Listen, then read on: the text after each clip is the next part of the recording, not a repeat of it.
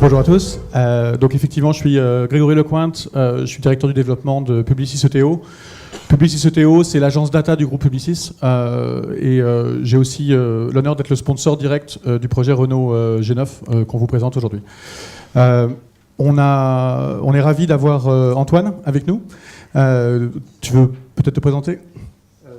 Antoine Herry, moi je m'occupe chez Groupe Renault, une petite PME de 112 000 personnes qui fait des voitures, de tout ce qui est digital, CRM et médias pour une entité qui s'appelle le G9, qui est en fait l'Europe sans la France, donc avec des problématiques très différentes du marché français.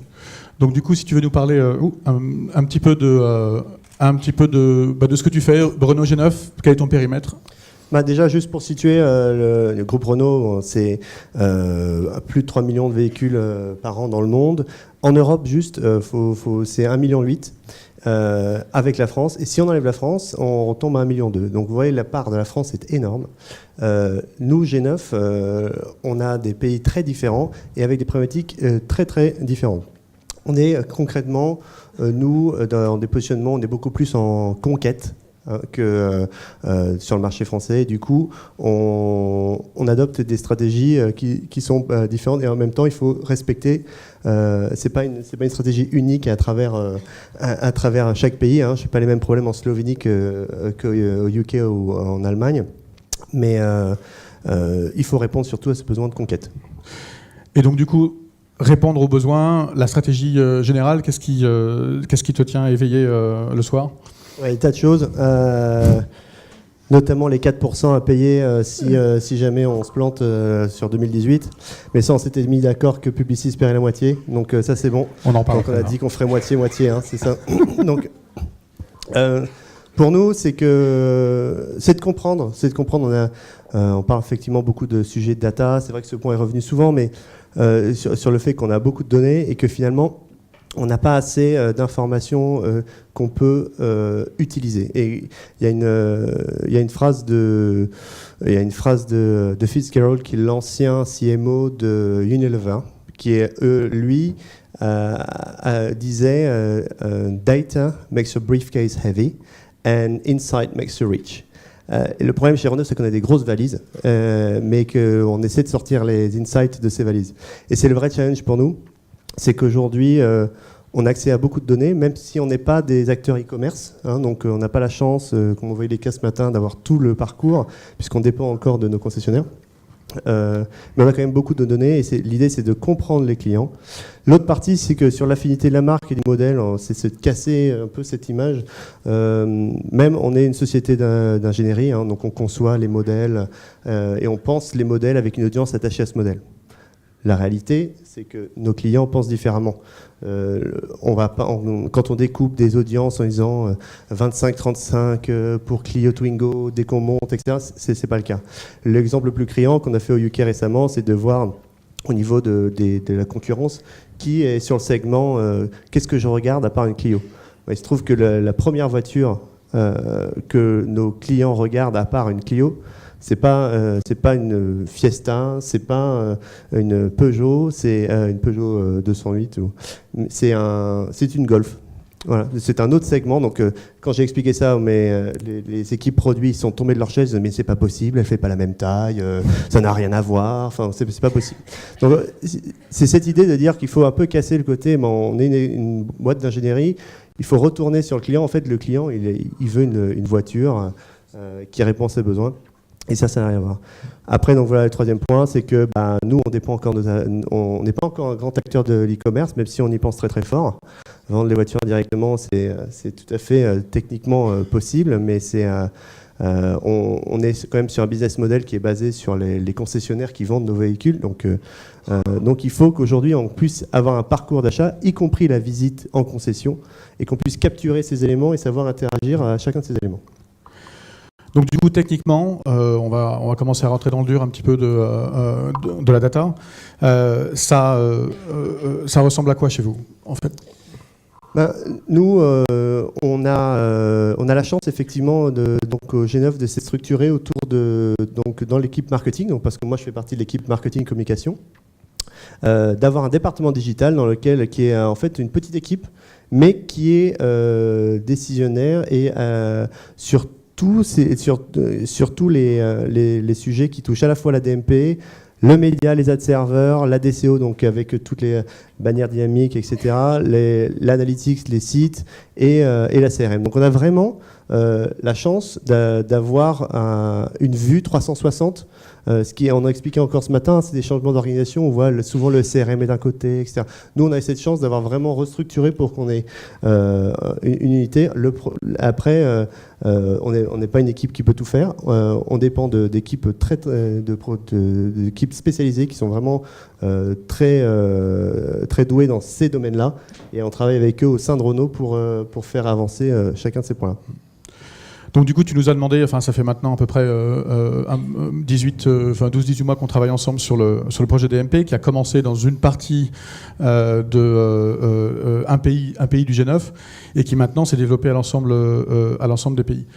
Qu'est-ce qui, selon toi, était important dans la partie pourquoi est-ce qu'on met en place pourquoi mettre en place une DMP par rapport à ce que vous aviez déjà chez vous? Déjà, c'était mettre en place les stratégies d'audience. Donc on en a parlé beaucoup ce matin, savoir adresser les audiences et créer ces segments d'audience dans chaque... aujourd'hui, on avait pas un peu un trou dans la raquette parce que on traite plutôt bien la partie média. On a quand même notre agence avec qui on bosse de façon très rapprochée, qui vraiment est sur la performance. Mais la CRM, c'est quelque chose qu'on développe beaucoup aussi. Mais il manquait ce pont. Entre les deux. Donc, la DMP, c'est vraiment l'approche pour nous d'avoir créé des segments qui me permettent de faire une user journey qui va vraiment jusqu'au bout. Voilà. Ouais. Et donc, du coup, le programme en lui-même le programme en lui-même, on a deux choix. On avait le choix classique, un gros groupe comme nous, on va demander à des cabinets de nous expliquer ce qu'il faut qu'on fasse. Ou bien on décide de tester, de se planter et aussi de réussir. Donc ça, c'était plutôt notre approche. Et donc on s'est fait accompagner de Théo parce qu'on n'y aille pas tout seul et puis qu'on partage les 4%. Et du coup, on est parti sur une logique où on a des marchés différents, avec des technologies différentes, des niveaux de maturité différents. L'accès à la data au UK ou en Allemagne n'a rien à voir. Donc c'était une super opportunité de tester des use cases très différents pour en fait se faire un espèce d'écosystème de ce qui est disponible dans nos marchés. Et donc du coup, on va aller assez vite là-dessus, mais l'idée c'était justement de mettre un dispositif où on n'allait pas passer des mois et des mois à installer des choses. Ce qu'on allait faire, c'était tout de suite travailler avec les équipes métiers, pas aborder ces choses-là de façon très plateforme, et aller assez rapidement sur les deux premières phases. Donc une phase d'audit dans chaque pays pour comprendre un petit peu où ils en sont, quelles sont les pratiques locales, comment ça marche. Ensuite, aller assez vite sur le déploiement. Ce qu'il faut comprendre, c'est que ce sont des plateformes qui finalement peuvent se déployer assez vite, surtout quand on a un écosystème qui est relativement riche sur le tracking, sur des choses qui sont en place, un stack média qui est déjà en place. Et donc, du coup, ce qu'on veut faire très très vite, c'est tester. On veut tester des choses, on veut aller tester des cas d'usage et on veut, comme Antoine le dit, réussir des choses et se planter sur d'autres. Pourquoi ? Parce qu'on veut tester avant tout, c'est le modèle opérationnel. Finalement, ce ne sont pas des projets qui sont avant tout techniques, ce sont des projets qui sont avant tout des grands challenges opérationnels entre des parties de l'entreprise qui finalement ne se parlent pas beaucoup. Qui plus est, quand on est dans un grand groupe comme Renault, qui est très très stratifié entre plusieurs stakeholders.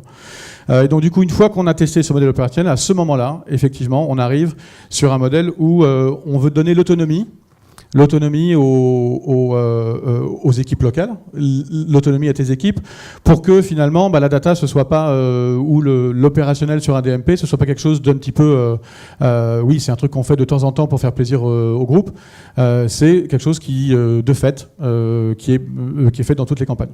Et donc du coup, le projet il ressemblait à... Qu'est-ce qu'on a fait ? On a passé en 9 mois, on a fait des pilotes sur 5 pays, on a utilisé plus de 18 critères pour tester 4 solutions. On a testé 21 cas d'usage sur l'ensemble de ces pays qu'on a pu comparer, sur lesquels on a eu beaucoup d'enseignements. Et donc du coup maintenant, on a 13 de TPI en industrialisation. Et donc ça nous permet justement en quelques en quelques mois, justement d'avancer beaucoup plus vite que si on était sur des grands projets de transformation qui peuvent prendre beaucoup de temps avant même de commencer à avoir des résultats.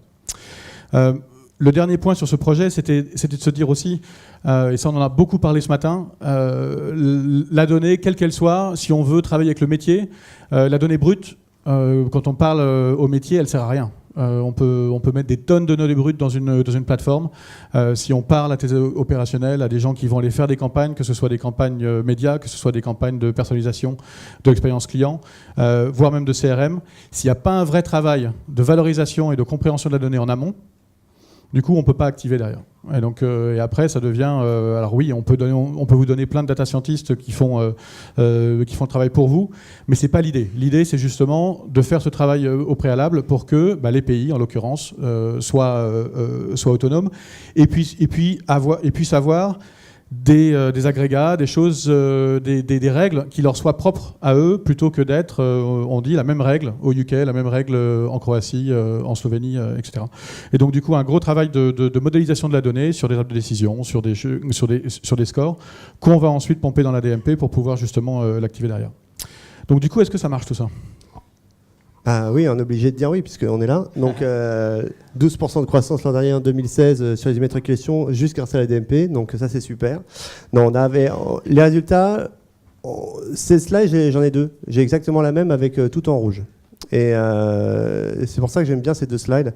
C'est que l'idée, c'est qu'on a pris une approche très classique d'achat, qui n'est plus malheureusement l'approche de nos clients qui rentrent un peu et sortent de ce tunnel d'achat où je vais voir, je vais regarder les brochures, je fais ma visite en concession, un essai, etc. Donc tout ça, c'est complètement chamboulé. Mais si on regarde juste cet axe-là, on s'est dit, OK, on va faire des use cases sur chacun de ces éléments du purchase funnel. Et ce qu'on a trouvé, c'est que on met des hypothèses, on les teste. Et parfois ça marche, parfois ça marche pas. Et dans les cas où ça marche, on utilise des KPIs qui sont assez classiques, du click-through rate, la conversion, des volumes de leads. Et effectivement, on voit les résultats. Et ça veut dire que à isopérimètre, pour ma même dépense média, j'arrive à obtenir plus de leads, j'arrive à obtenir plus d'impressions, etc. Donc ça, et à l'inverse, des hypothèses où on dit c'est une évidence, ça va marcher, on se rend compte qu'on n'y arrive pas parce qu'on n'a pas les volumes, etc. Et ça, c'est quelque chose qui est vraiment une courbe d'apprentissage. En plus de ça, de notre côté, le plus important, c'est qu'on a créé vraiment des gouvernances, on sait qui fait quoi dans les pays. Chaque pays, ils ont un peu des organisations un peu différentes et c'est très compliqué de savoir qui fait quoi pour pouvoir faire en sorte que j'ai mes bannières dynamiques avec le contenu qui va bien, qui parle à celui qui fait la data, qui parle à celui qui fait le média, CRM, etc. On voulait finir sur et demain, parce que maintenant qu'on a, ça y est, on implémente tout ça. Qu'est-ce que tu veux vraiment faire ? Là, on est en train de déployer. Donc là, il y a quand même, on a réduit quand même les seuils technologies qu'on est en train de déployer et on met en place la DCO partout pour pouvoir créer surtout le contenu. Donc une partie de mon travail, c'est créer du contenu. Et j'adorerais pouvoir vous présenter un cas l'an prochain, qui est un cas cher à mon cœur, de s'occuper du futur papa et de la future maman entre le moment où ils achètent leur test de grossesse Clearblue et le moment où ils achètent la voiture.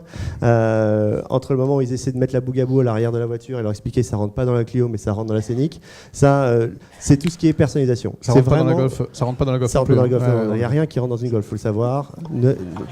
Rien ne rentre dans une Golf. Et du coup, on est vraiment sur les parties créer du contenu personnalisé, arriver vraiment à faire un parcours tant média donc, que l'expérience site. On a vu des super exemples ce matin. Nous, il se trouve qu'au niveau technologique, on a tout ça. Ce qu'on n'a pas, on est en train de le déployer. Et le vrai challenge, c'est comment est-ce qu'en fait... Parce qu'on fait de tout ça, on fait de la personnalisation, je ne dis pas qu'on n'en fait pas, mais c'est toujours en silo. Et l'idée, c'est comment est-ce que je crée un vrai parcours qui aille du premier touchpoint, sans suivre le clic, avec une une approche people-based, pour créer une histoire et maximiser les conversions. Super. Merci à tous. J'espère que c'était intéressant. Merci.